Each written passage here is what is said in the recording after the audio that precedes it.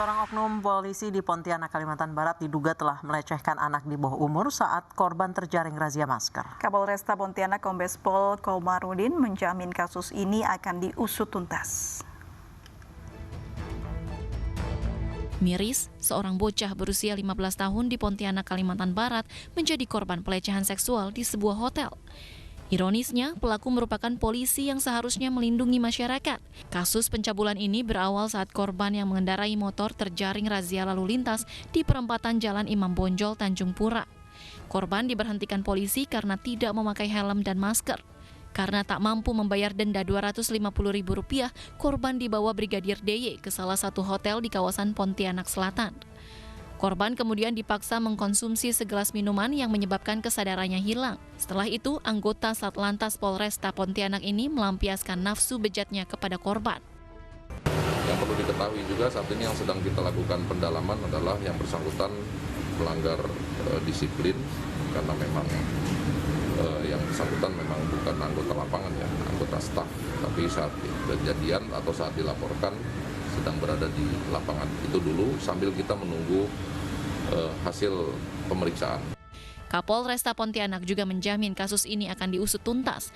Hingga saat ini polisi masih menunggu hasil visum korban dari rumah sakit.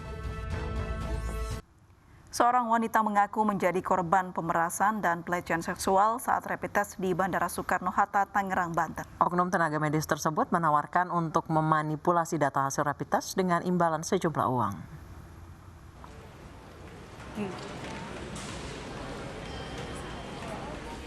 Rapid test di Bandara Soekarno-Hatta, Tangerang, Banten yang dijadikan sebagai syarat calon penumpang untuk melakukan perjalanan belakangan menjadi sorotan. Seorang wanita berinisial LHI viral di media sosial setelah mengaku diperas dan dilecehkan seksual saat menjalani pemeriksaan rapid test di Bandara Soekarno-Hatta. Pengalaman buruk wanita ini ia bagikan di akun Twitternya. Ia menceritakan saat akan melakukan perjalanan ke Nias, Sumatera Utara dari Bandara Suta pada 13 September lalu. Ia melakukan rapid test. Namun hasilnya menunjukkan ia reaktif. Meski mengaku berniat akan membatalkan perjalanannya, wanita ini justru mendapat tawaran perubahan data atas hasil rapid test oleh oknum tenaga medis yang bertugas. Oknum tersebut menawarkan untuk memanipulasi data agar ia tetap bisa terbang ke Nias, Sumatera Utara dengan imbalan sejumlah uang. Tak sampai di situ, pelaku juga mengajak korban ke lokasi yang sepi dan melecehkan korban sebelum masuk pesawat. Otoritas Bandara Soekarno-Hatta membenarkan bahwa LHI dan oknum tenaga medis tersebut berada di lokasi dan waktu yang sama. Hal ini terekam dalam kamera pengawas Bandara Soekarno-Hatta. Selanjutnya, otoritas Bandara Suta akan bekerja sama dengan kepolisian untuk mengungkap dugaan pemerasan dan pelecehan seksual ini. Yang sudah kami komunikasikan dengan teman-teman penyelenggara ini, sebenarnya tidak ada dokumen yang dipalsukan. Artinya, saya tegaskan bahwa tidak ada ini hasil yang reaktif kemudian diubah menjadi non-reaktif. Memang sedari awal ini hasilnya sebenarnya non-reaktif. Tetapi ini ada oknum yang kemudian mencari keuntungan lain karena ini kan sebenarnya ada proses di mana hasil dibaca itu memerlukan waktu. Nah, sebelum waktunya itu keluar, ini ada kejadian seperti ini.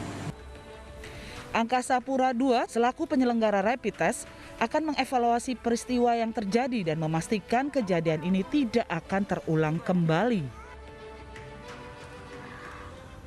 PT Kimia Farma selaku penyedia jasa rapid test di Bandara Soekarno-Hatta bakal melanjutkan kasus ini ke ranah hukum. Sementara oknum tenaga medis tersebut telah diberhentikan dari tugasnya.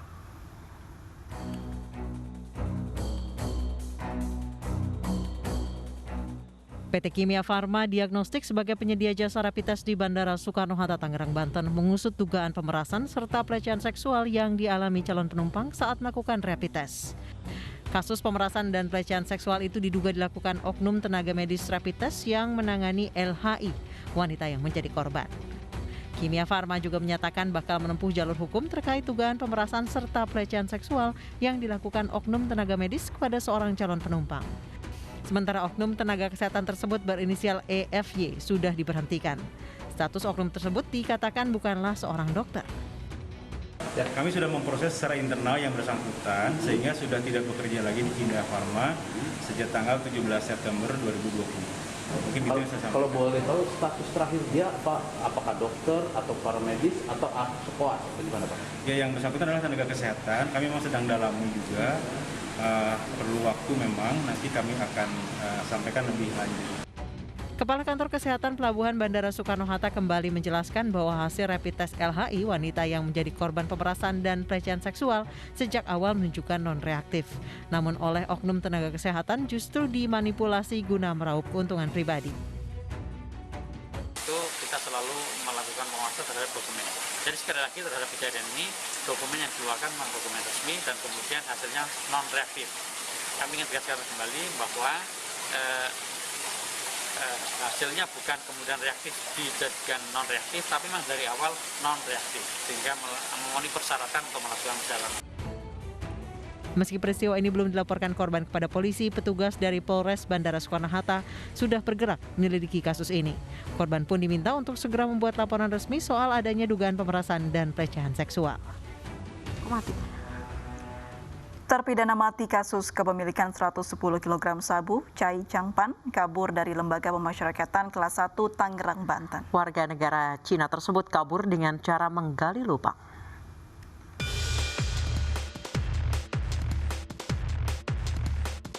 Detik-detik kaburnya terpidana mati asal Cina Chai Changpan terekam CCTV bagian luar lapas kelas 1A Tangerang, Banten, Senin 14 September lalu pukul 2 dini hari. Chai Changpan keluar dari lubang yang digalinya seorang diri. Chai Changpan menggali lubang dari dalam sel yang dihuninya hingga melewati pagar lapas dan menembus saluran air permukiman warga. Chai Changpan alias Chai Jifan divonis mati pada tahun 2016 lalu karena menyelundupkan 110 kg sabu. Saat ini lapas kelas 1 Tangerang bersama kepolisian masih memburu keberadaan Chai Changpan yang juga pernah melarikan diri dengan menjebol dinding kamar mandi Rutan Direktorat Narkoba Mabes Polri di Cawang, Jakarta pada 2017 lalu. Dari Tangerang, Banten, Sukron, iNews melaporkan. Bus jurusan Jakarta-Magetan yang mengangkut puluhan penumpang siang tadi terguling di ruas tol Cipali Majalengka, Jawa Barat. Satu penumpang bus meninggal di lokasi kejadian akibat kecelakaan yang disebabkan pecah ban tersebut. Kakak lantas, tol Cipali 177, baru aja ini baru.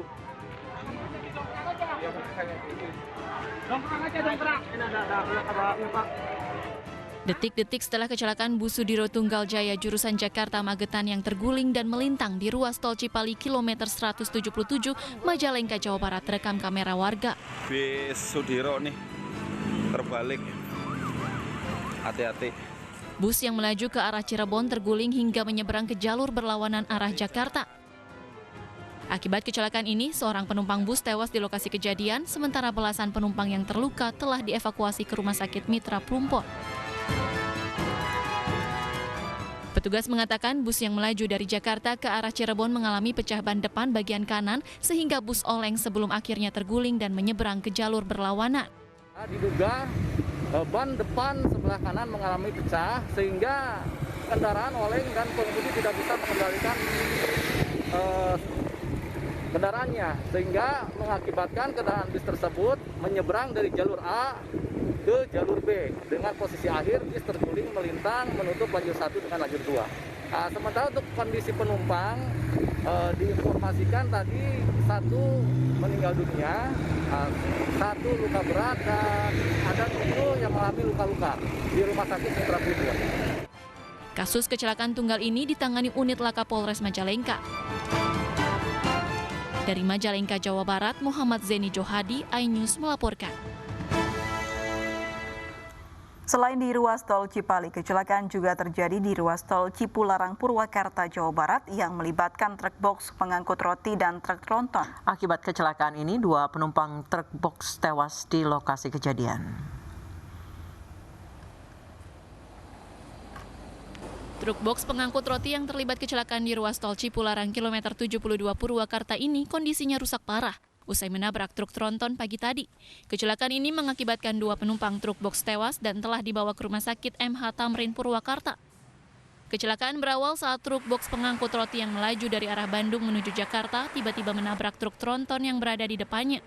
Menurut polisi, berdasarkan olah tempat kejadian sementara dan pemeriksaan sopir, kecelakaan diduga karena sopir truk mengantuk dan hilang kendali. Kecelakaan di ruas jalan tol Cipularang kilometer 72B, itu kendaraan kol diesel datang dari arah Bandung menuju arah Jakarta, diduga sopir mengantuk dan kurang antisipasi sehingga menabrak kendaraan yang ada di depannya. Sementara itu, sopir truk membantah dirinya mengantuk.